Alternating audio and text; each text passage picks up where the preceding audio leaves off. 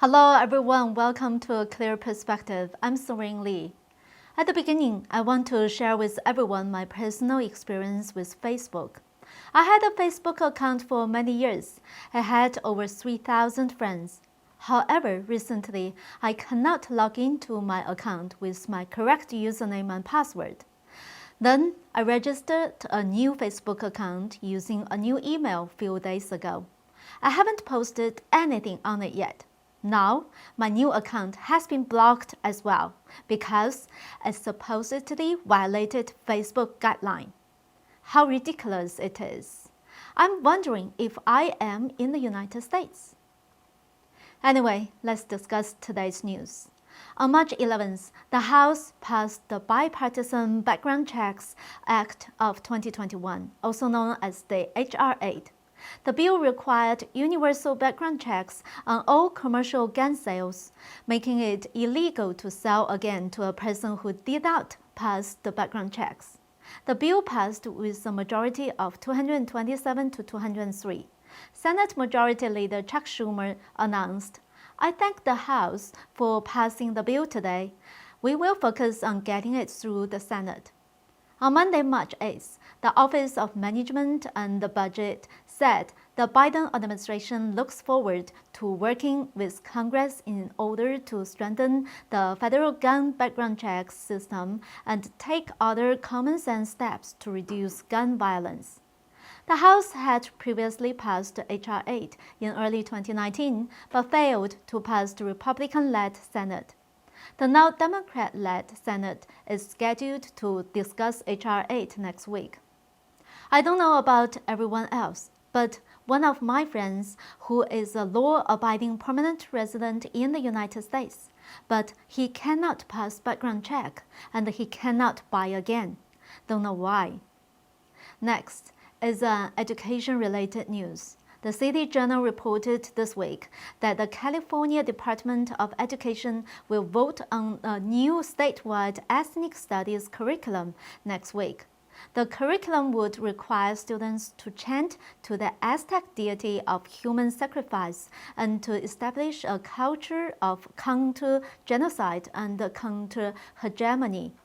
According to City Journal, the new curriculum, Ethnic Studies Model Curriculum, is designed to extend the left's cultural dominance of California's public university system 50 years in the making to the state's entire primary and secondary education system, which consists of 10,000 public schools serving a total of 6 million students.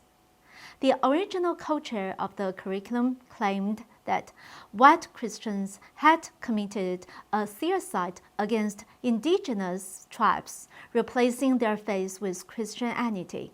The ultimate goal is the decolonization of American society and the creation of a counter-genocide and a counter-hegemony system that will replace white Christian culture and lead to regeneration of indigenous epistemic and cultural futurity. The curriculum suggests that teachers lead students in a series of indigenous songs, chants, and affirmations, including affirmations that directly address the Aztec gods.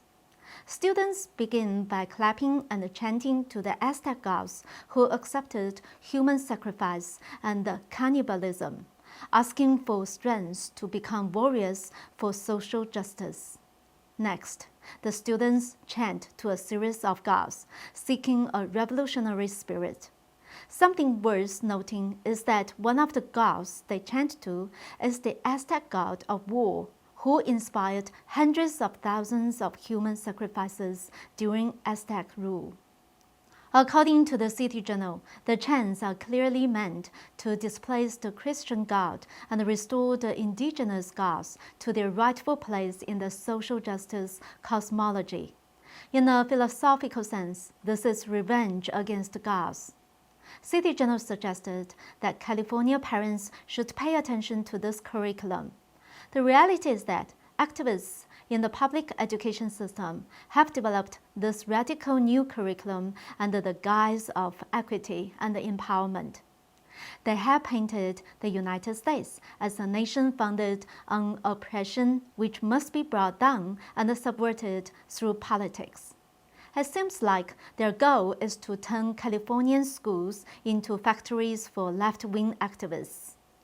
The religious elements of the curriculum, which directly implore Aztec gods, are certainly a violation of the First Amendment. Public schools have already banned state-sanctioned Christian prayers. Chanting to Aztec gods should likewise be banned. The California State Board of Education will vote on this curriculum next week. From there, I think it would be best to develop a long-term strategy to fight back against the public education establishment. Currently, the radical left is forcing their narrative onto everyone, and they will not stop until they have solidified their counter-hegemony ideology. Now the far left is working hard to destroy Christianity, because they know religions and faiths are important cornerstones for maintaining moral standards. Although the left has not established communist tyranny in the United States, it has almost achieved its goal of destroying orthodox religions and corrupting human beings through deception, deviance, and infiltration. Next, let's discuss how the CCP has infiltrated America's higher educational system. A U.S. media outlet recently disclosed that Ivy League med schools, including Harvard, Yale, and UPenn, are collaborating with the CCP military and the CCP-affiliated institutions on research, educational programming, and health planning. This partnership with the CCP is a serious threat to U.S. national security. The Washington Free Beacon reported that Harvard University's T.H. Chan School of Public Health runs a health partnership with 7 Chinese universities. At least 6 of these universities in Harvard's consortium have serious security risks, as they are tied to other research on behalf of the People's Liberation Army. 3 of the 7 universities, Sichuan University, Xi'an Jiaotong University, and Tsinghua University, help develop technologies for Chinese defense, including the Chinese nuclear program. All 3 of these universities have links to Chinese cyber espionage efforts. The Yale School of Medicine has a long-standing partnership with the Chinese city of Shenzhen and a network of hospitals across China. Yale also assisted in building a database that collected biomedical data from 400,000 Chinese people. The University of Pennsylvania's Center for Global Health runs its own program cooperating with Peking Union Medical College, one of China's elite institutions for medical research. The college is directly overseen by the Chinese Communist Party's National Health Commission, which oversees Chinese health care policy. The commission has been linked to human rights abuse perpetrated against Uyghur Muslims in Xinjiang. The report found that at least 88 million linked to the CCP's military had made its way into U.S. universities. In Easton, a senior director in China policy at the Project 2049 Institute, said that the elite universities have opened a new front for competition between the U.S. and China, healthcare. Cooperation in this manner would violate the privacy of patients in both China and the United States. Easton said, "You may not be interested in the CCP, but the CCP is interested in you. It wants to collect all your personal and private data. It wants to leverage your data against you, your values, and your way of life." He added, China's government is engaging in mass genocide, a crime against humanity. This is going on right now. A State Department report from November warned that the CCP had fostered anti-American sentiment in U.S. campuses. Let's briefly talk about a $1.9 trillion relief package. While the Democrats' stimulus bill does little to help both people of the middle class and the small businesses that were forced to close, it does help the Democrats' municipalities and state governments pay off their debts. It allows the poorly run government agencies to stay afloat for the foreseeable future as it wipes out their debt. In particular, the $1.9 trillion package would wipe out the majority of San Francisco's $615 million budget deficit for the next 2 years, saving San Francisco City Hall from painful service cuts and layoffs. Actually, San Francisco is not the only local government to benefit from the COVID stimulus bill. New York State has also benefited. On Monday, Schumer's office said that the $1.9 trillion relief provides $12.6 billion in unrestricted aid, which would wipe out New York State's budget deficit. They would no longer need to have major tax increases or spending cuts. The Gateway Pundit reported on March 9th that average Americans have had their businesses destroyed by the Democrats' insane lockdown policies. But, as we've seen, no politician seems to care, as they are all just looking out for themselves and are doing everything they can to avoid the consequences of their horrible policies. The Breitbart News reported that the city of Los Angeles will receive $1.35 billion from the $1.9 trillion relief package. In addition, the bill is expected to provide $306 million to San Diego, $192 million to Oakland, and $223 million to San Jose. Los Angeles County would receive more than $1.9 billion.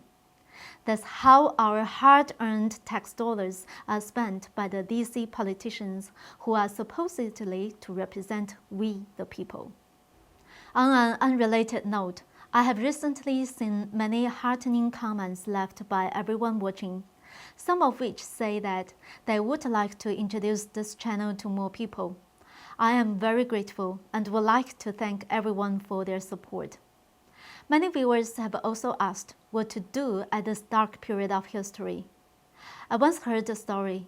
In his prayer, a man once heard God say, "America is to suffer more in order for the world to see that the once glorious republic has gone astray by the hands of evil forces." General Flynn published an article to the Western Journal on March 8th titled, "The 5 Lessons I Learned When the Deep State Came After Me and My Family." I would like to share a portion of the article that I think is really powerful, and I highly recommend everyone to read the full article. Quote, "These problems are big problems, but you do not have to be some DC superstar to be a part of the solution. Victory can be achieved through the coordinated efforts of many people doing small but courageous acts of patriotism. Start by reaching out to those around you. Be an outspoken voice in your church and community. You will be amazed how many hearts and minds can be swayed just by calmly, intelligently, and respectfully presenting a viewpoint outside of what is said in mainstream news. Next, make it your goal to be where the action is taking place. It is commonly said that history is made by those who show up. Take the time to go to meetings at City Hall. Be a presence at your local school board meetings. Get to know your state's legislators and keep on top of what is going on at your state's capital. Rather than waiting for someone else to fight for us, we must be willing to do the hard work ourselves. The forces arrayed against us are great. They have money, power, and privilege on their side. They want to force our mouths into the muzzle of big tech censorship and cancel culture. They want to take our children from us, forcing them to look to Big Brother government rather than those who truly love them. Yet, for all their plans and power, the forces of darkness can still be defeated. There can be no retreat and no surrender. As I asked before, where will you go if America falls? Our battleground is here.